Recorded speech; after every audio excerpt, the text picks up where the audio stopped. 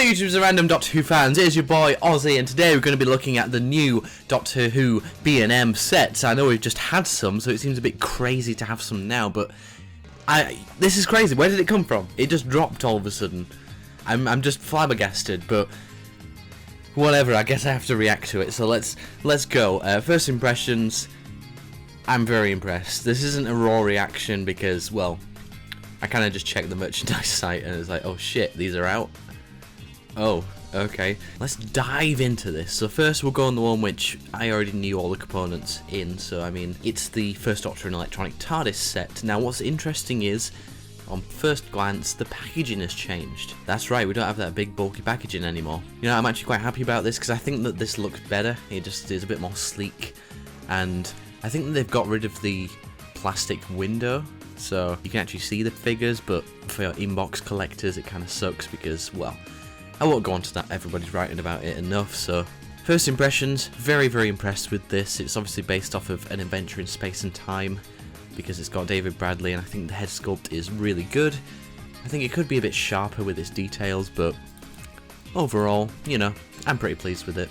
Well, the paint looks a bit off on those eyes, but fingers crossed the actual ones don't look like that. He's just got the exact same sculpt of body as the actual First Doctor figures from The Unearthly Child. But yeah, the colours obviously represent the Adventure in Space and Time with that multicoloured scarf. The hair, he's kind of got a blonde tinge to it as well, which is kind of interesting. The trousers are kind of a mishmash of the old ones and the ones which we got last year, so that's kind of cool.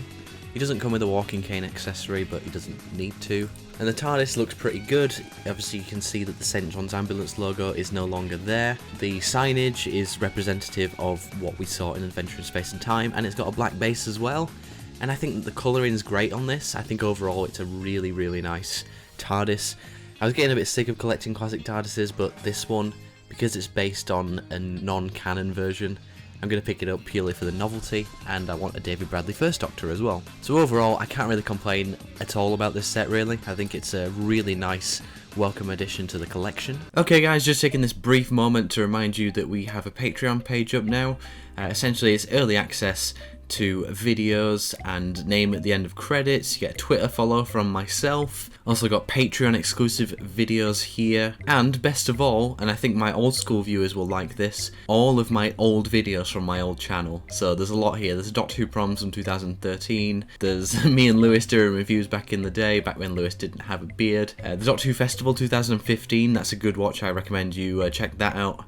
All my Sonic Saturday reviews, and there's just a lot here, and it's just a really good time. I'm not putting it anywhere else, it's exclusive to Patreon, so if you want to see all of this early content from my old YouTube channel and early access to new videos, well, hop on over. Thanks very much to Tech Tier so far, and enjoy the rest of the video.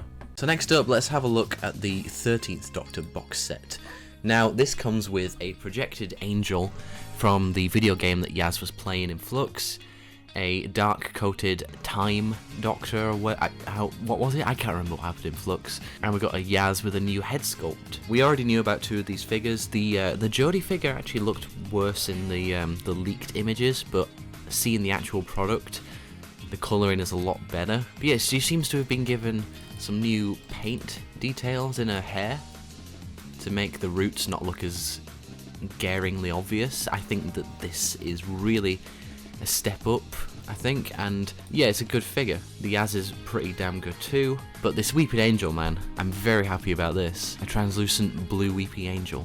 Very cool. So next up, we'll move on to the Davros and Dalek set. This is a bit of a weird one because, well, I already own that Davros, so for me it's not really going to serve much purpose. I don't know, is it going to replace the old one? I'm looking at it right now. There are some differences. The overall paint kind of has a different finish to it. The wires on the eye, I think that the paint looks better on this one, to be fair. And I'm kind of wishing that they'd have given a new sculpt for those wires to make it a little bit thinner. So that's a great re-release for those who missed out on the first time because, well, they are very hard to get, so you guys are probably looking forward to that. And this Dalek, this is an interesting one. Now, the overall coat of grey paint, it looks off. It doesn't look quite like the Genesis ones, but I do kind of like it. Like, it's basically, if you want it, you get it, and if you don't want it, don't get it. I am going to pick it up, even though it's not particularly accurate, but I already have about 6 Genesis drones anyway, so, you know, I'll pick it up just purely for the novelty of the special feature. From looking at these pictures, I think that the manipulator arm and the gun are removable, and you can plug in the wires here. I think it's pretty obvious, to be honest. But yeah, I'm looking forward to this one. Creation of the Daleks collective figure set. And it's got a backdrop as well, which is kind of funny. I guess it was probably too late in the production process. But it's also a bit unfortunate that the silver has been left here where it should be a grey. But can you hear those kids screaming in the background?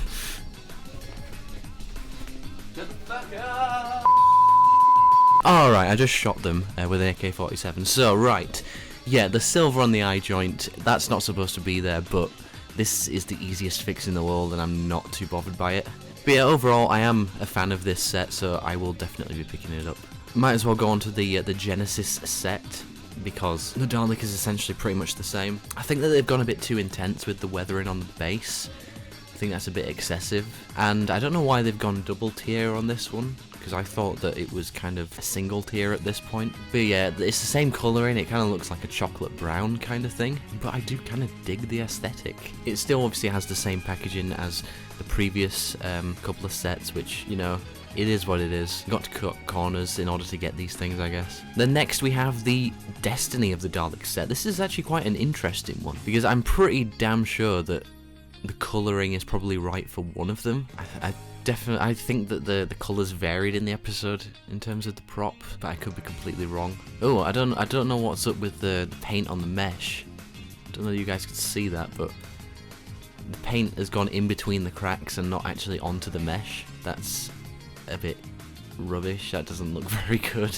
Don't quite know what's gone on there. Yeah, you can see it more clearly here. Look at this. What's going on here? Like the actual mesh should be black, not behind the mesh. I think that they've cheaped out on that. And look, I think that it's kind of been given like an overall brush paint effect. Don't know whether you guys can see that, but it's kind of cool because it makes them look a little bit weathered and beaten up.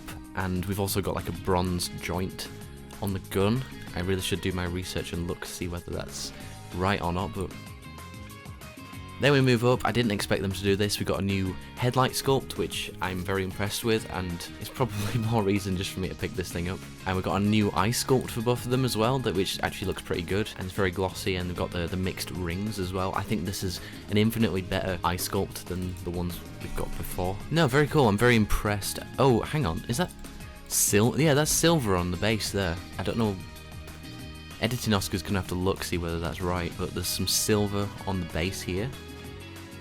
I kind of left my favourite until last, the Ninth Doctor set, with a holographic Ninth Doctor, Rose from the End of the World, and a new Ninth Doctor figure, which is very surprising, so let's dissect the figures. So obviously the Rose kind of is pretty much a straight re-release of the old one, except she's wearing a new hoodie. It's just a repaint, there's no new sculpting or anything, which is a shame because she looks a bit like a potato. And the Ninth Doctor hologram, finally we have this thing. It's a beautiful figure, and I'm glad he's not in the disco pose. I kind of predicted we'd get this, to be honest. It just seemed like a really obvious one for them to do, and I'm kind of hoping that they saw my wishlist video and decided to do that. But this is what's got a lot of people's attention, a new Ninth Doctor head sculpt. Very interesting. And a new leather jacket sculpt as well. And he's also got the blue jeans. I don't know what they're specifically saying about this figure, but it doesn't really look like anything we've seen on screen. But it's reminiscent of the Blue Peter variant that he put together. I'll put the clip in now. Ah, there you are. I've searched for you across time and space. I don't have my sonic screwdriver. What I do have is this. Wow. Take that! Nice work. See you later. Oh, wow. Shucks, we didn't get his autograph. His hair does look a little bit longer than it should, I think. That's probably like the only downside to the new head sculpt. Interesting. But there you go, that was my overall thoughts of what we've got for the new B&M sets coming. Well, they won't be coming in December, I bet. Now, I really hope that these things are actually quite easy to get hold of, because it's been a bit of a disaster trying to find the Dalek sets this year round. I managed to get a couple for myself, but I was looking to buy some for other people and I just could not find them anywhere, which was really shitty. And I think I've been to about 4 different B&Ms and only one of the 4 had the Dalek sets in. Yeah, they need to sort out the distribution this time. It's a bit of a joke, really. But, you know, they are my thoughts. Let me know what you think. Very interested to see what people are thinking of these things. and I'll see you guys in the next one. Goodbye.